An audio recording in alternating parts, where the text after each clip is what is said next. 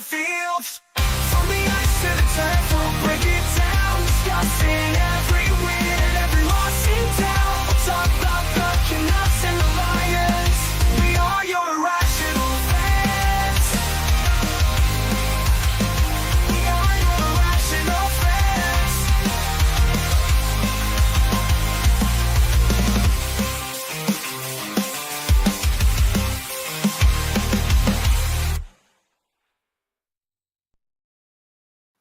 Ladies and gentlemen, we are live with episode 83, I believe. I am your host, Jake Hughes, alongside the old man. Old man, how the hell are you doing? He says, "Hi, ladies and gentlemen, it's episode 83." And then he has this look on his face like, I think. How do Hey, you look, not know what episode we're on? It's a Thursday. The day's all messed up. I don't know what's happening. Things get crazy when you give me an extra day to think about the podcast. Like you actually can think. Pot. This is Kettle. Kettle. This is Pot. So obviously, I'm really tired tonight. I'm exhausted. So this is, folks, buckle in. It's gonna be a good one. We are, of course, your Irrational Fan podcasts. Normally talking BC Lions and CFL right away, but I would love to jump into the NHL first. Are you losing it? Are you? I'm good. So let's talk about the news around the Canucks to start off the pod. We've had some trades, some signings, some personnel moves. Where do you want to start with, old man? Well, I'm kind of pissed off that we trade pods away. That is one of the many news pieces I want to talk about. Yeah. Podkolzin was traded to the Edmonton Oilers for a 2025 fourth round pick. So basically a fucking bag of pucks and a rubber chicken. And we only got half of the rubber chicken, and I think it was the ass end of that fucking rubber chicken. Well, at least that's where the squeaky bit is. The squeaky bit. The squeaky bit. Squeaky bit in the head? I think that's just where the air comes out. I think the squeaky bit's in the belly.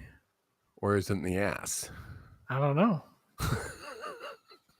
I think we've thought about this. I think we've thought about this for way too long. Information. Can't put much past your mother. It's Thursday. It is Thursday, and He's you know like, what that means. Why are you on Thursday? Tell him, Jake. Why are we on a Thursday? Because I had to move things around because I had a football meeting last night, and something I could not miss. I agree. I gave him permission to delay the podcast one day. He had my. I told him he could do it by himself. I told him he could do it by himself, and he panicked with all that responsibility and said, "No, just move it to Thursday." There was no panic. It was, no, I'm not doing it. There was no panic. It's like, no. I could have called my buddy Reed, who actually can carry on a conversation, and got him on. Oh, sorry. Was I supposed to start talking now? But yes, the Canucks made the trade for the 2025 fourth round pick to the Edmonton Oilers. The pick was originally Ottawa's, so whatever you think of that. My first initial thoughts, and wholeheartedly, because I was driving out to your place to watch the Lions game when the trade was announced, was what the hell is going on? What is happening? Why? It just, and then the more I dig into it, it does make sense. See, I don't dig. I just take it off face value and go, what the fuck? So Podkolzin, he had a great rookie season and has really fallen off a cliff since then. This year, he'll also not be able to go up and down between Abbotsford and Vancouver without going through waivers. Yeah, that's a big one. A fourth round pick is better than nothing. Yes. And if the management team and the coach didn't think that he was going to be on the big Canucks in Vancouver, then might as well get something for him at that point. Yeah, and I think that's what it was. When you say it like that, okay, I'm going to give him a little bit of a break because that's what I do. But the dominoes with that is that meant the Edmonton Oilers had almost guaranteed locked in to not being able to match both offers. Well, they had to do it by last Tuesday. They didn't do it. They let him go. Yeah, but the trade was before that. Yes. Okay. I see what you're saying. Yeah. That trade there indicated that they would be able to keep one if they wanted.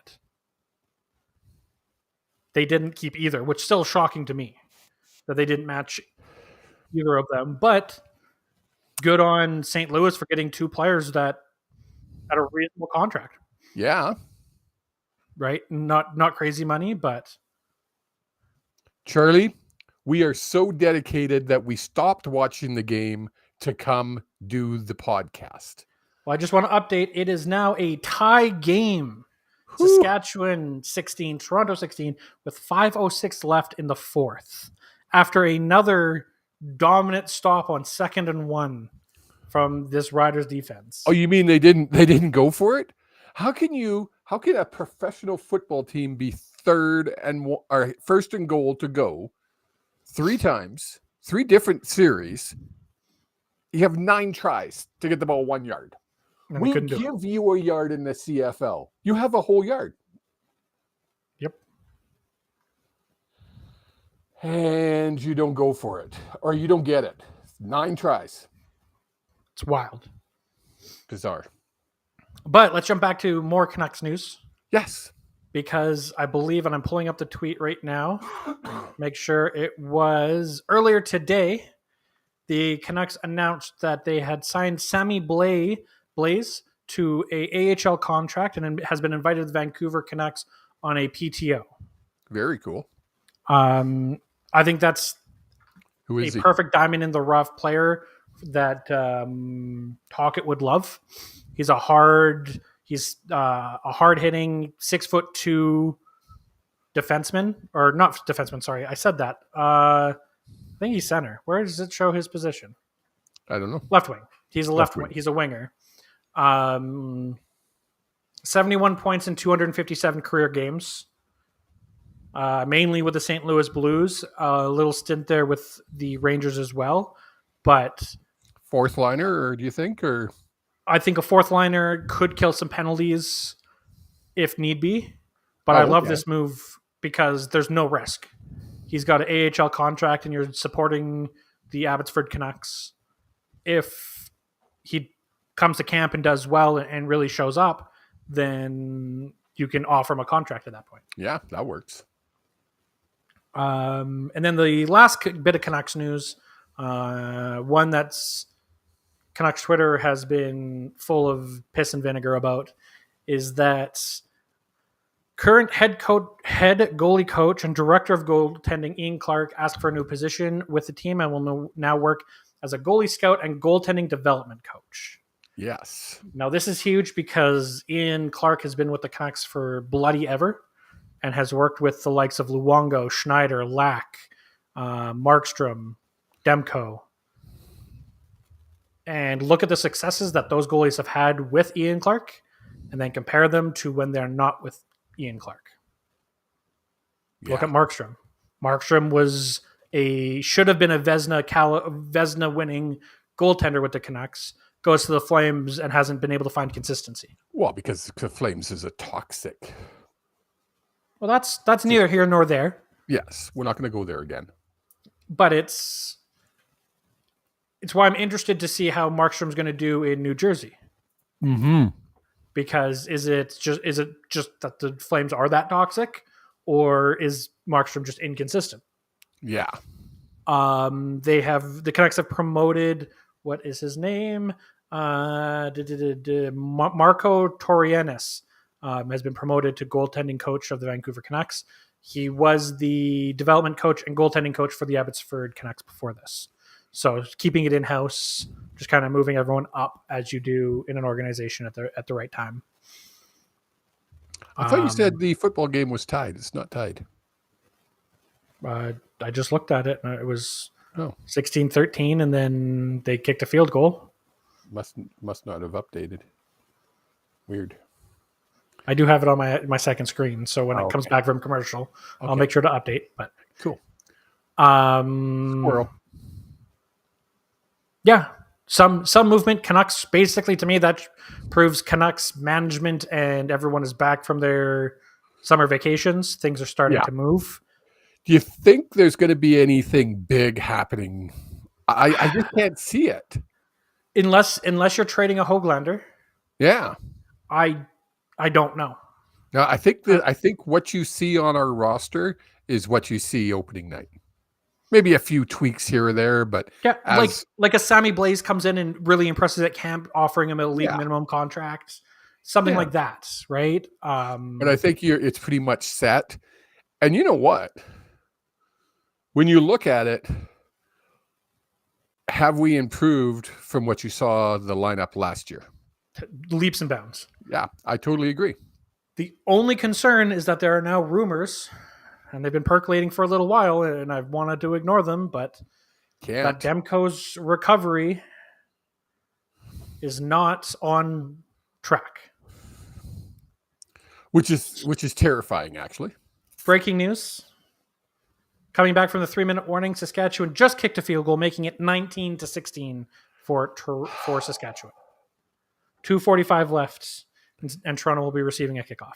And folks, you can tell by the way I sighed, I took Toronto.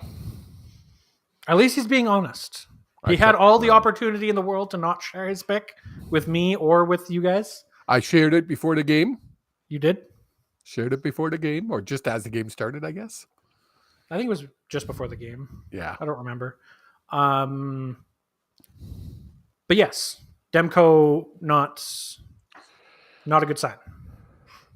Who's our backup? Arturas Shilovs. Yeah, I mean, he showed brilliance last year. Flashes of brilliance. Yep. I just hope Demko gets healthy. Yeah. We need a healthy Demko to go to the promised land. But now, does that mean the Canucks organization needs to look for a backup, a 1B, 1A to play with Shilovs? Or does that mean, I'm not even going to put it out in the universe, that Demko is injury prone and it's time to move on? Just putting it out there. That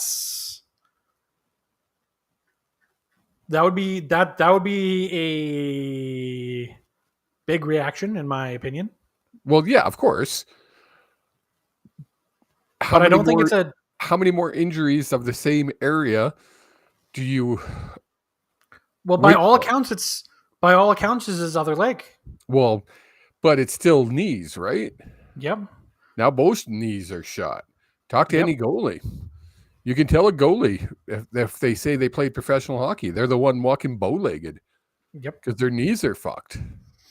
Now it brings up an interesting point. If he's going to be out for any significant time, does that allow you to put him on long-term injury reserve?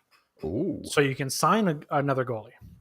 You know what? You could, right? Could you go out and get a cheap goalie and another piece? Yeah. It's $5 million worth of LTIR space. If he's not coming back for a while, it all really comes down to how much of this is rumor and innuendo and how much of it is actual fact. Exactly. Right? Because that makes a big difference. 100%. 100%. It does look like the Toronto Argonauts just threw an interception. Chad Kelly's laying on the ground staring up at the referee holding his jaw. Uh-oh. He's complaining at him, but I don't see a flag on the fields. There we go. So, should we talk about Chad Kelly? Yes. So, as we've talked about, Chad Kelly got the start tonight. Which was shocking because they said they were going to reevaluate that after Nathan Rourke's horrendous debut. And that's the only way to call that. Yep.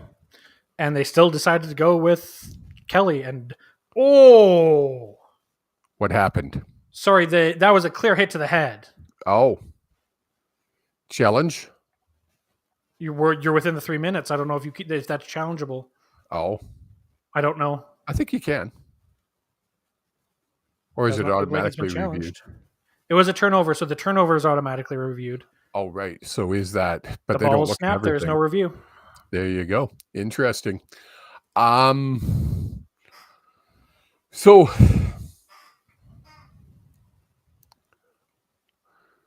I'm going to tread very lightly here as we talk about Chad Kelly's return. Yep.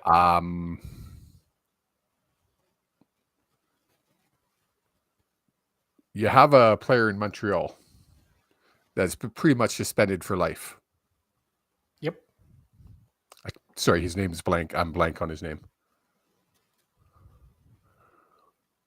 I don't know which player you're talking about off the top of. He used to play for Calgary. He bet on the linebacker. Sean Lemon. Sean Lemon. Banned for life for making a bet. Yep. Now, this wasn't proven in court, but Chad Kelly was accused of sexually harassing a female staff member. Yep. And when I say sexually harassing, they did a third-party investigation, and it was, according to that investigation, it was collaborated by more than one person that Chad Kelly kept making sexual advances to this coach. She was a coach, and she spurned his advances. And then he got pissed off and called her out to the team and made her look like the bad girl. Allegedly. And he gets 9 weeks suspension. You've had a player. Let's take Sean Lemon's case out of it. You have a player who's never played professional football, got hit with a misdemeanor down in the States. Friend of the show, Arlan Bruce IV. And his contract was canceled by the CFL, by the commissioner's office. So what the standard is by the CFL and by the commissioner's office is sexual misconduct and sexual harassment, okay. Betting, not okay. Pretty simple. Yet every commercial break you see 2 ads for betting partners. At least. You see it on every single intermission, on every single halftime show, on the pregame show, the odds and lines. Yeah. So why is that okay? If you don't want betting in your league, don't allow betting in your league. Straight up. That's how. It's it's asinine to me that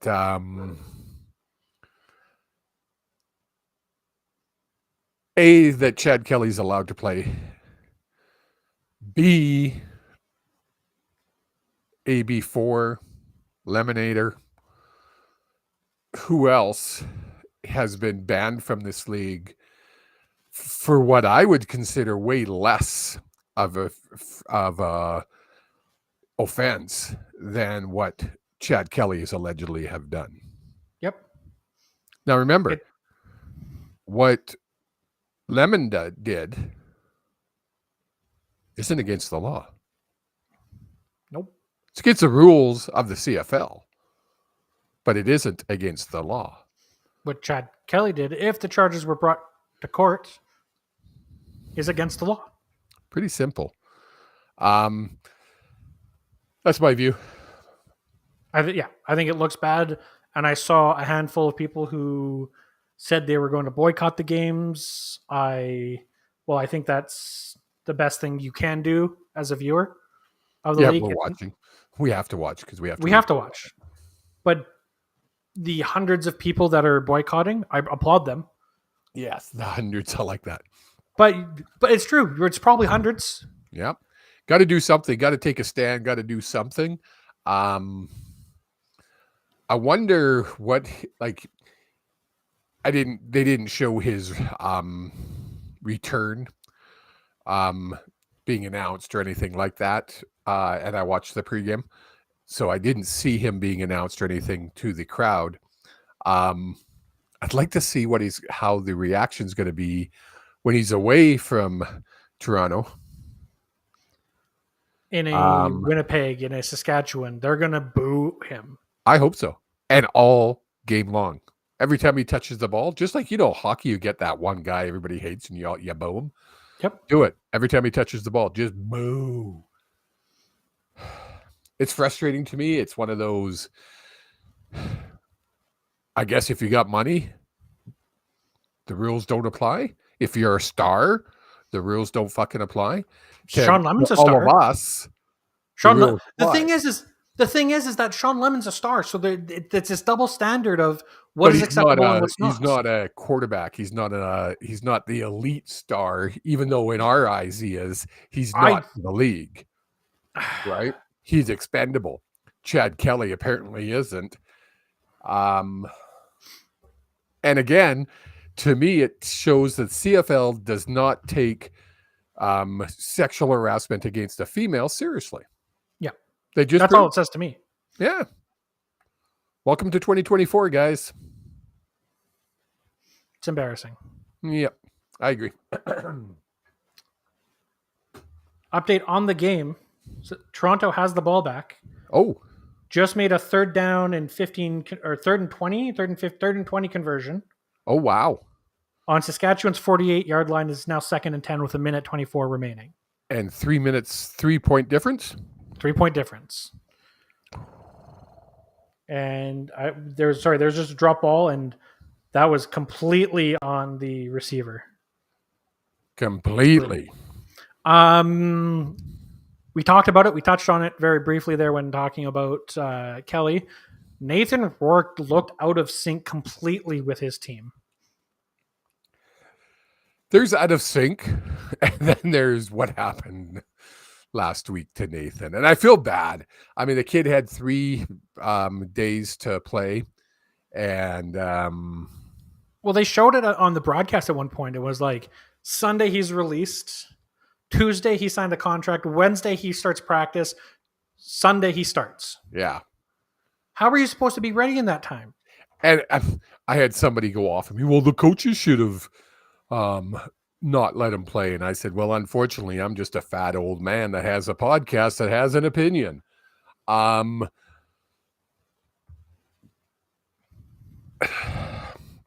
question is, why did he play the whole game? Like, seriously, you could tell by the first quarter, this young man was not prepared to play. And I mean, he hasn't played a meaningful game in 600 days. Yeah. 600 days was his last meaningful game. Not just meaningful game, regular season and more than 2 snaps. Yeah. Like he got a 1 quarter last preseason, a 1 full quarter last preseason, and he got like 6 plays this preseason. That was it. And in that 600 days, learned 4 different playbooks. Learned Jacksonville's 5. BC. Yes, Jacksonville, Patriots, Falcons, and BC. 4 different playbooks. Did he go to New York? No. Why do I think he went to New York, Jake? I don't think so. I could be wrong. Did he go to the Eagles? Atlanta. Yeah, Atlanta. That was the third. That was the third team on my list. Then BC's. That's 4 different playbooks. I mean, they should have pulled him in the first quarter. It was obvious to anybody who's ever watched a football game, let alone somebody who's coached a football game. You are correct. It might have been a case of let him work the rust off, so he's going to be better next week. Who knows? And it could be is that you look at that as a scheduled loss. Yeah, right. And training camp basically, and hopefully it's better. Sorry, you were correct. I talked over you there. He did play with was with the Giants for a very brief time. So. And Toronto just kicked a field goal. It is 19-19 as Saskatchewan takes the ball with 55 seconds remaining. How much? 55 seconds remaining. Oh, could be going to overtime. A minute left. They could probably get a touchdown here. There was Or- holding on the kick return, meaning Oh. they're going to be pushing it back 10 yards. Oh no! Oh The no! ball, I don't know where the ball is, Go Toronto! but we'll keep you updated as the game goes on here. Yeah, questionable why he played the whole game, especially because as soon as Bryce came in, and sure it was in the fourth quarter when the game was already wrapped up, but he Yeah. still looked like he was hitting, like he had chemistry, he had rhythm. It's bizarre. That- It was just bizarre to me. It was one of those. What are you guys doing? Why? Yeah. It didn't make sense. Before we hear from the sponsor of today's show, updates, Saskatchewan starting on their own 8-yard line. Ooh, that's a long way to go in a short time to get there. Well, why don't we let the fans listen to our brand new advertising, wow, I can't speak. Our sponsor for today's show, and on the flip side, we will let you guys know what's going on.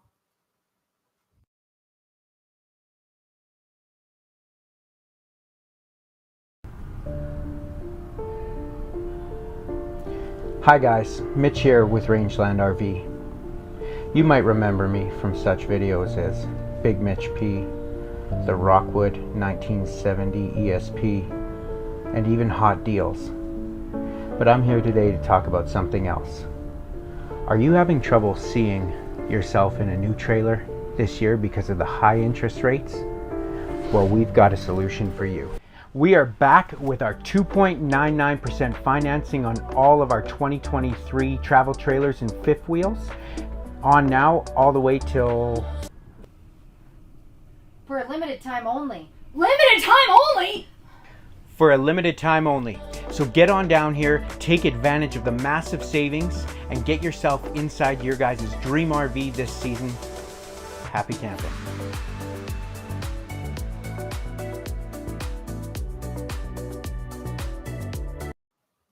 Thank you so much to Rangeland RV for sponsoring the show. Old man, what do you guys got going on over at Rangeland this week?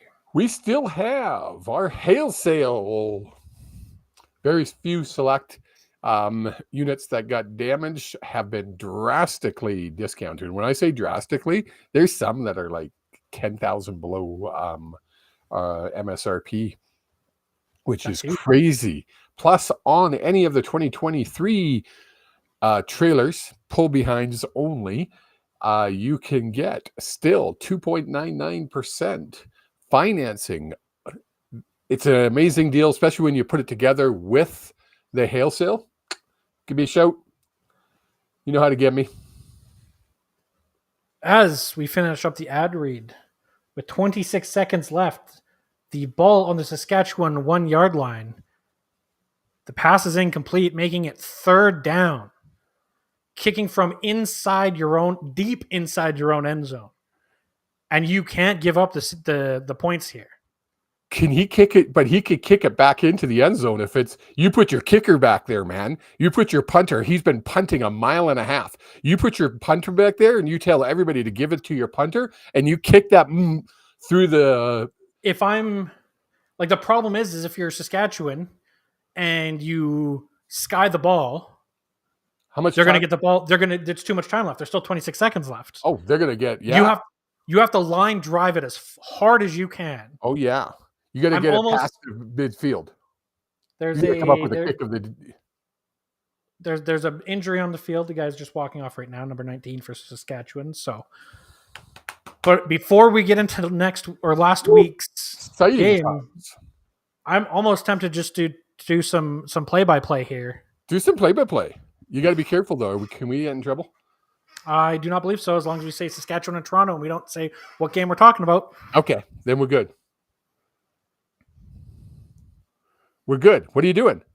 Their play is still waiting. We're waiting on the kick. Oh, Looks you like can't play has been whistled in. airspace. Sure, we can. It's our podcast. Ball is snapped. Booted.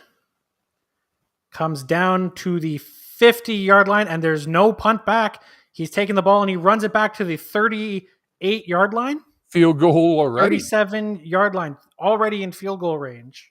Walk off field goal to win the damn game. 16 seconds left. It's almost like I know what I'm talking about.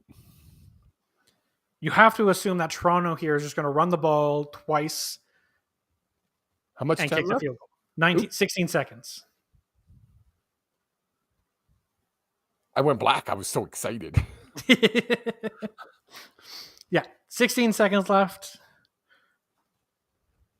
Toronto comes Don't out do anything in stupid, shotgun, Toronto. hands it off up the middle, runs up the middle, gets a gain of 3, maybe 4 yards.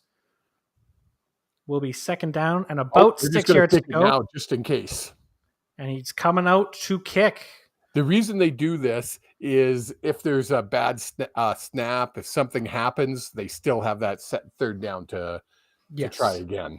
However, if he Good play. kicks it and the ball passes the line of scrimmage, that is technically a change of possession, meaning it's Saskatchewan's ball. Oh yeah. If for he sure. kicks it and it hits his own player in the back before crossing, it stays Toronto's ball. Yes.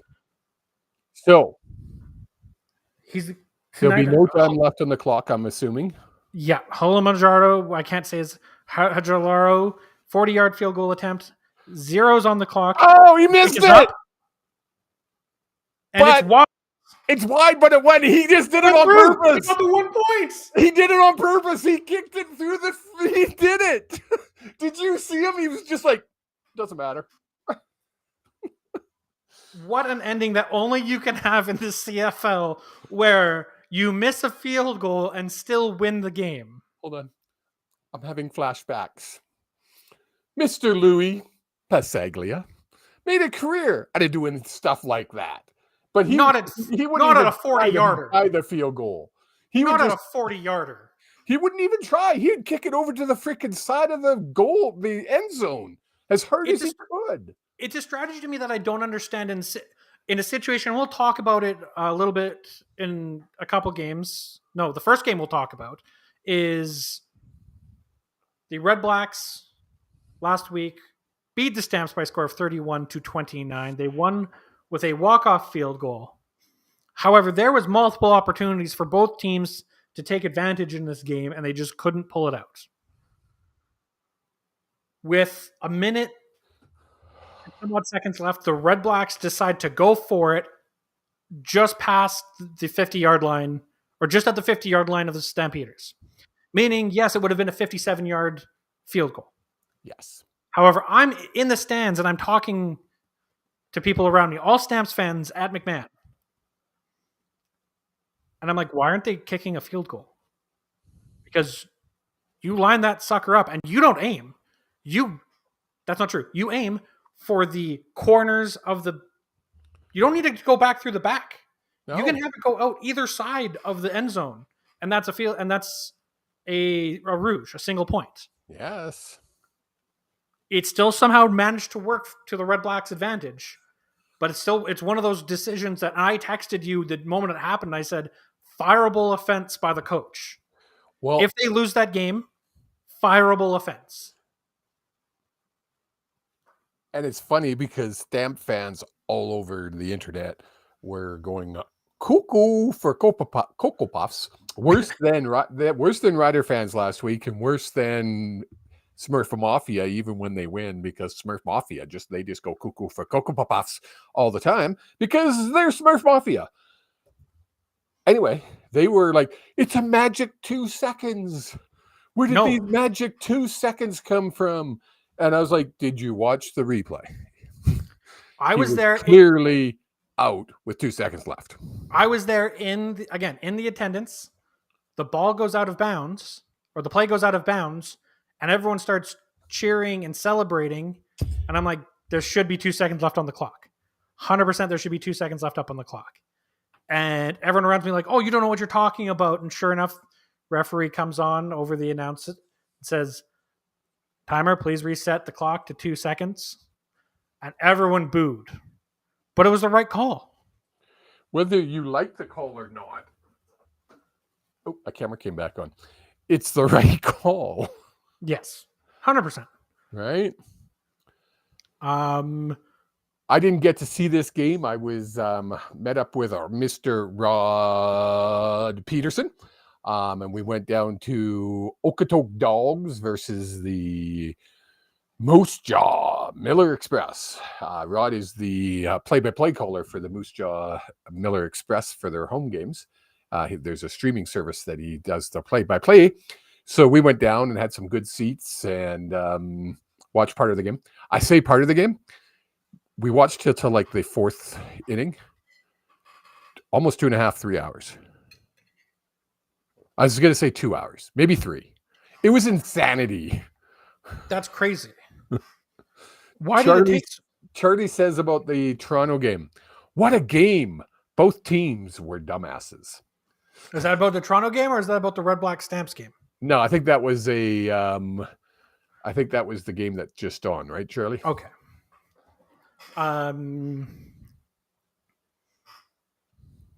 Yeah, I've got nothing else about this game other than the inconsistency of Jake Maier continues.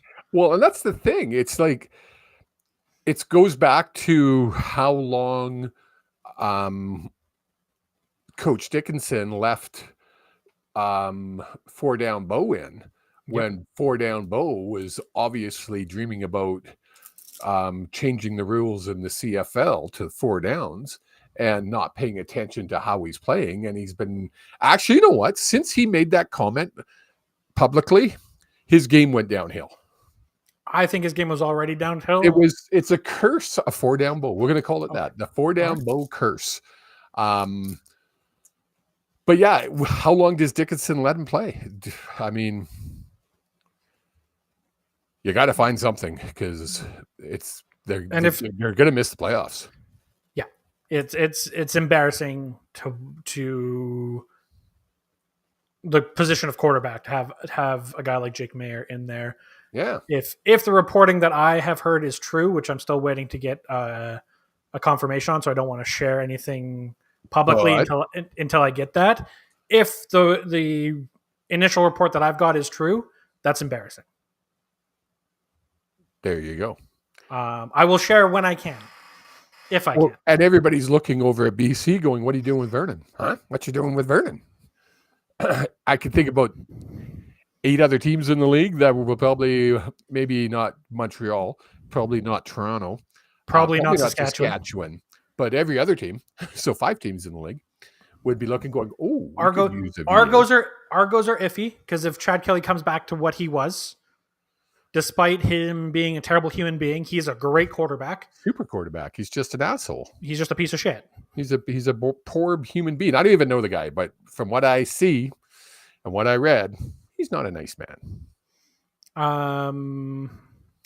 Moving on to the Friday night game, the Toronto Argonauts taking on the Saskatchewan Roughriders, winning by a score of 27-24. Another 3-point game. Another 3-point game. Lots of controversy out of this game. You know what this reminds me of? This reminds me of the goal, the Calgary goal that wasn't a goal, that was a goal, that wasn't a goal. Not the one in 2004. No. The one that was I can't remember even what was it against. It wasn't against the Canucks. No. Because me and you were actually cheering for the Flames. Yes. And I'm the only sane person in the household and argued with you for hours about how I was correct. And I was correct. With me for hours about everything. I was going to say when you were a teenager. You still do. That wasn't even when I was a teenager. That was when I was like 22. Cameras are confusing. And I know it's hard to understand that for people. Angles matter. Well, and if you have one view that shows Green on the other side of his foot, so you got his foot. I'm going to play it out. You got his foot. This is the bottom of his foot. This is the line.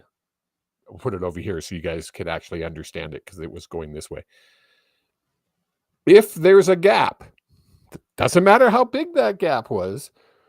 If there's a gap, he's in bounds. And now no, keep your hands there. Keep your hands there. And now turn your hands. So no. So they're this way. Ooh. Oh, now clearly they're overlapping each other. Yes. Oh, no, they're not. Oh. Come on, folks. He was in bounds. It was a freaking brilliant quarterback play. Probably one of the coolest quarterback plays I've seen watching football for 50 plus years since Flutie days. Like Flutie used to do shit where you would just go, what the how did he do that? Yeah. This kid is going to be not just a star in our league, he's going to be an elite superstar in our league. Get over it. Well, he already is. I mean, Cody Fajardo is if you're a CFL fan, is a huge name. Wasn't Cody Fajardo. Was it Alexander? Yes. I thought Fajardo was playing. No, it was Alexander. Was it? Oh my God. I was like, what the fuck are you talking about? Folks, this is why I need to be here. I didn't say anything. Did I say anything? You don't need to be here. So it was a fun game to watch. I watched this game start to finish, and it was just a fun old frickin' CFL fun game. I missed most of the game. I'm not gonna lie. I didn't start watching until the fourth quarter. Yeah. But the fourth quarter, if the game was the rest of the three quarters were as good as the fourth quarter, that was a fun game. It was just a fun CFL game. Yeah. Right. And ending on a beautiful touchdown run. Yes. Jumping to a game that I saw absolutely none of, the Elks beat the Ticats by a score of 47-22. And it's almost like I know what I'm talking about. What the fuck? Wowza. That's what I was doing. I know. I saw it. What the fuck are you talking about? Okay, so remember when they fired Chris Jones? And you were like, Jerry Jackson doesn't know what he's doing after one game. After one game. I didn't say that. Oh boy! You need find to go. The clip. If you can't find the clip, it didn't happen. You're not going to find the clip. Now we're live. You freaking. Oh no! I'm pulling it up. I'm pulling it up so that way when there's the edit, there's an edited version that'll go up of this podcast, and it'll throw to the clip. He's gonna be up to midnight now looking for that clip, folks. I know. I know. It was 4 weeks, 3 weeks ago, and you were like, okay, I gave Jerry Jackson a week, and he didn't make a difference. But the first week didn't count, so the week after that, Jerry's needs to figure it out. And they lost, and you're like, oh, Jerry's doesn't know what he's talking about. He's not a goal. He's not a good coach. He's not a good goalie, he said. That's what you just said. He's a coach. Oh, he's not a good goalie. I think you need to take the banana out of your ears. You said goalie. I heard you, and you know you said it. Don't you try to... I think you're the one trying to gaslight me here, old man. This is you. This should be you. That's 3 wins in a row for this Elks team. Unbelievable turnaround. New quarterback with Trey Ford. The inauguration, the coronation of the new ownership. Fantastic game. Yeah. But remember, it was against the Ticats and 4-down Bow. Because 4-down Bow was playing, of course, because Trey Brown got hurt. Brown. Another just fun game to watch and full marks to the Elks.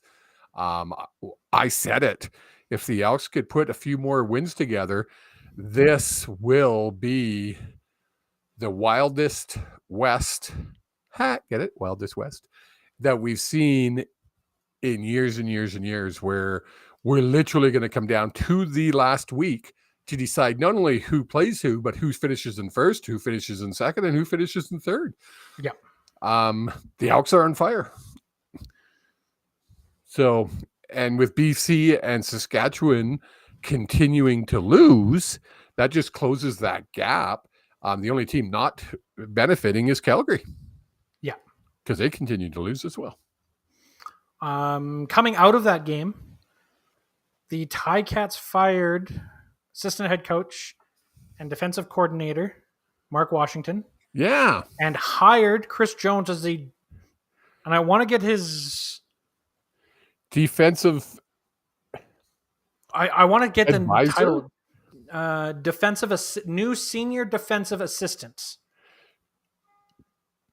Now, I read somewhere and I tried to look it up again and I couldn't find it, but there's something about it's like $1 onto their coaching cap because Chris Jones isn't taking any money for this position because he's still being paid by Edmonton. That seems like a huge issue, but I guess that happens in the NHL and every other sport with coaches. Yeah, right. I'd have to look it up again. I'm not positive on that, but I'm sure I read something somewhere that he wasn't being paid. See, and I thought the reason just an FU. Well, and I thought the reason my original thought was the reasoning they gave him a weird title is because of the coach's salary cap. Is that but he's still in that admin. He would still be covered in that admin package. And I don't know enough about it. I'd love to have someone like someone from 3 Down Nation. What's his name? Dunkirk. To come on and explain it. Yeah, we should reach out to him because he's now doing radio as well. He's doing the Riders radio post game. Oh, interesting! I didn't know that. Yeah, I'd love to reach out and get someone who understands the ins and the outs of that. Yeah.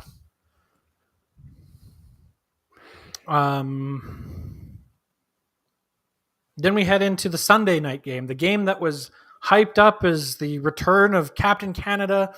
The panel was brought in, and the Bombers win by a score of 20-11.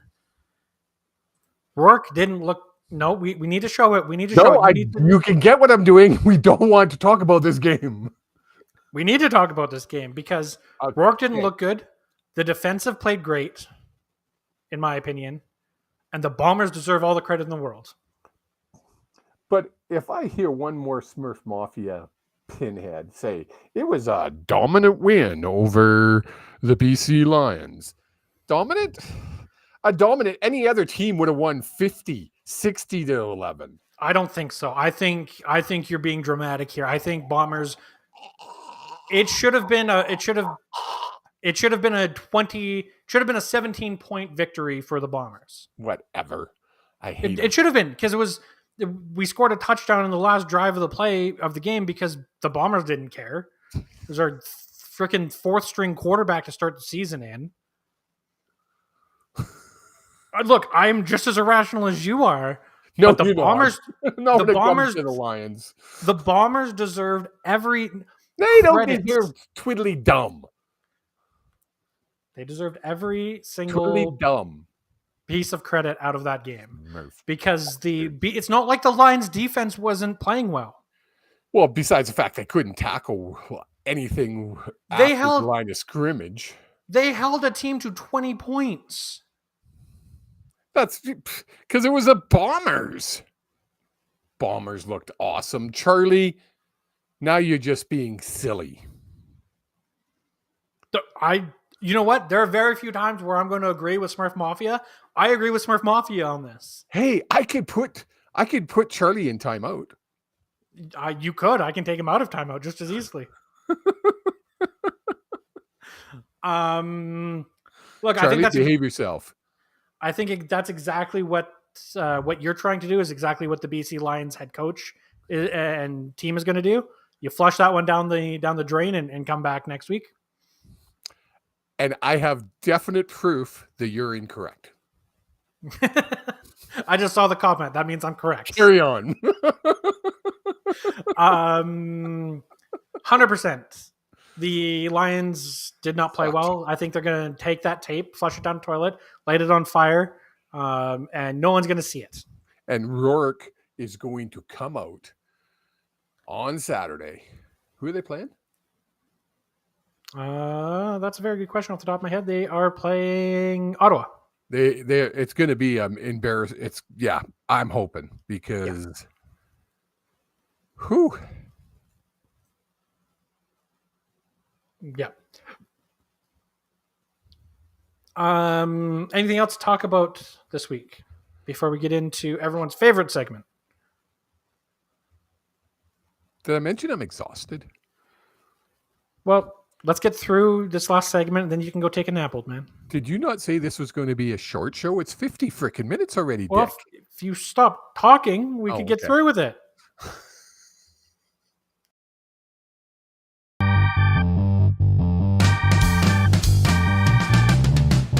It's time for the old man predictions. How well did he do? Do-do-da. Do-dee-do.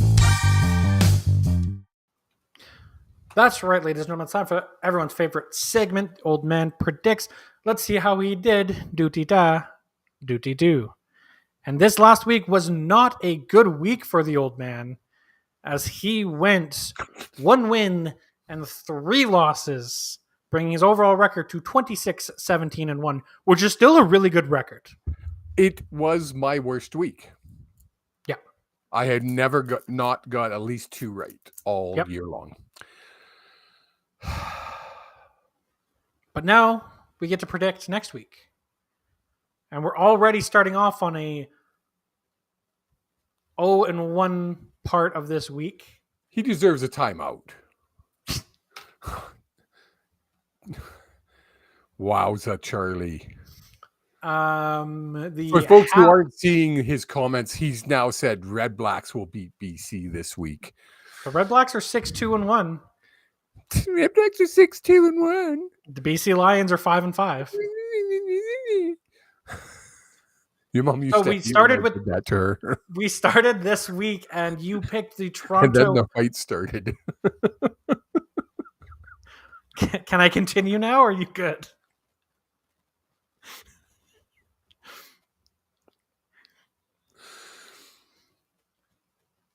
We started off on a bad note this week, as the old man predicted Toronto would win, and they lost. Or no, wait, they did win. You pricked Toronto, and Toronto won. We start off on a positive note. Starting off 1-0. Tomorrow night, we have the Hamilton Tiger Cats taking on the Winnipeg Blue Bombers in This one's Winnipeg. crazy. And pick 'em. 93% of the people are picking the Bombers to win this. I don't blame them. I'm going to go against the grain and agree with them. I'd be shocked if you went any other way.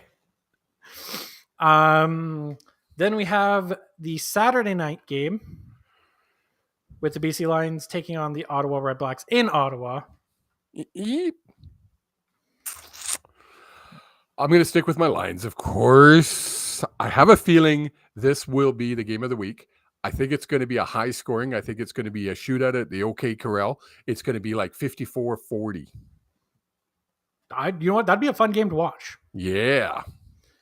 And Did then you like the 54-40 reference? He's too young, folks. He's too young. Carry on.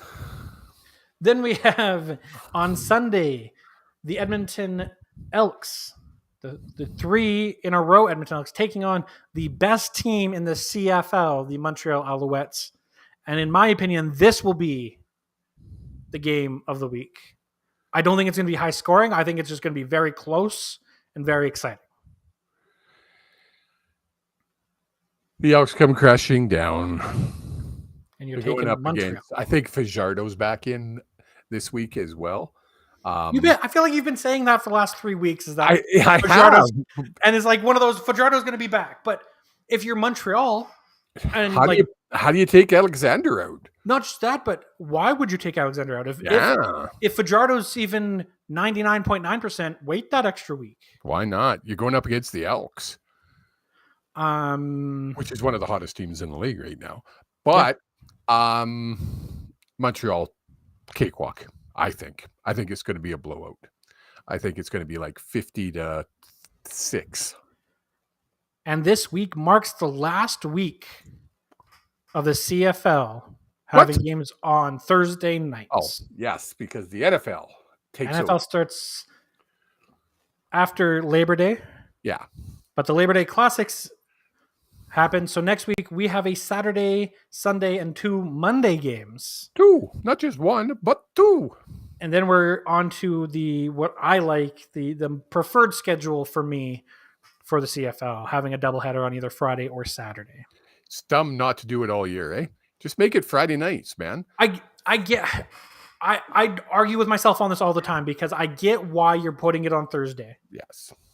Because hey, for 12 weeks out of the year where you don't have the NFL, You can come watch us. it. Yeah. But you need to put that in front of people in a way that they're watching it. You need to get onto a Fox, an ESPN, an NBC. And I love our panel. I'm trying to get a member of our panel on this. When I say our panel, I'm now calling them our panel, the TSN panel. I think they're amazing and they do an amazing job. Yep. But are they up to the quality of NFL halftime panel? I think, and I might be biased, I think they talk more about the game at hand and break things down. Okay. Than the NFL panel does. I like what they've done with La Police doing the breakdown on the screen. They need to do more of that, I think. And I think they need to get Dunnigan involved in that. I was saying, and the big thing is they're not as entertaining. And when when TSN pushes them to be that entertaining, people don't like it because it's not natural to them. Yeah. Let them be themselves. Let their former pros, let them talk about the game in a high concept level. Well, I don't know if you saw what's his name tonight. Pre-game. Huh? I did not. Who was it? Dunnigan. Milt Stiegel. Stiegel, he was running the 40, and he said the clock was wrong because it was over 5 seconds. And then he was dancing with the Toronto cheerleaders. I saw him do the routine with the cheer team. I'm like, this is what you need more of because I thought it was funny. I would like to see them travel more, is what I'd like. Well, they traveled today, right? Because it's Toronto. Well, not just that, but they always. But when I hear travel, they're not in the studio. Yeah, they're at the game, and they should do that more. I think. I know it gets expensive to fly 5 people plus the whole crew. Or more than 5 people, I guess. It'd probably be 15 or 20 people. Time you add everybody in there that's running that halftime show, and probably not because you've got 2 or 3 cameras, 1 camera person per. 1 floor director, and then everyone else is still running it through command center. Probably true, eh? Probably true. Right? Yeah. So I mean, it's just the fan in me would like to see it where they're at games. And if you're listening, you guys have an open invite. Reach out. I've got. Don't mention their name. Okay, I got a person over in Bell. I was thinking, should I mention her name? Working on it. So listen to her. Come on the show next week. Yes, we'd love to have you guys on to talk about Mr. Siegel. Especially coming into the real push for the playoffs. Because after Labor Day, that's when the CFL starts, in my opinion. Yeah. Right? But yeah, so for week 12, the old man has predicted Toronto, Winnipeg, BC, and Montreal. Unless you have anything else, old man. Gonna go 4-0. That's what I'm gonna do. All right. What you gonna do? Hey, before we go, shout out to Mr. Kelstermania. Kelly Kellner is heading down to the States. He needs a medical procedure that he was gonna have to wait for 6 months to a year or more, and it's kind of life-threatening, to be honest. So, Kelly, we're thinking of you. Get through that procedure, and we'll have you back on the show as soon as you're done. Yes. Speedy recovery to him. All the best. You're in our thoughts. And until next week, you beautiful human beings, thank you so much for tuning in, listening. If you are watching on YouTube right now, hit that like button, subscribe, make sure the bell's dinged. If you're on X or Twitter or whatever it is you want to call it. Hold it. Do you want them to do what to your ding? No, I need them to ding the little bell. Oh, ding the little bell. Little bell, not the ball, the bell. Sorry, confused it. If you're on X or Twitter or whatever it is called, leave us a follow, tweet at us using hashtag HSP at HSP_pod. If you're listening on any other platform, there's been a huge change to a lot of podcasting platforms that are now allowing you to rate your podcasts. Please give us a 5-star rating. That means the world to us. The best thing you can do, though, is share it with a friend. Share it with a colleague. If you're giggling to yourself at work or on your way home and someone gives you a weird look, roll down the window or take off your earbud on the bus and just tell people to listen to the podcast, because that is how we can grow this podcast, covering the leagues that we love even better for you. And if you think about it, we've had over 40 people watching tonight live, which is pretty good for two dumbasses bucking each other and talking sports. If only half, let's say only half of you, 20 of you go out and tell 2 friends, you got to check these guys out. They're just hilarious. All of a sudden. And even half of those people that you ask go and listen. Yeah. So there's another 20 people listening, right? I want to try to boost this before the end of the year. I want to try to get to 100 every week, which would be really cool. So would be really cool. Share it. Tell a friend. Charlie, go find a friend. Only again, Charlie. This is we've talked about it. This is more of a live show than it is a podcast that we just release as a podcast. Yes. If you're able, usually on Wednesdays at 8 p.m. Mountain, 7 p.m. Pacific, do your own time zones from out of there, because I don't know them all and I can't go through them all. Tune in live to our YouTube or Twitter or X, because that is where most of the entertainment is. And until next week, have yourselves a wonderful day. Mwah.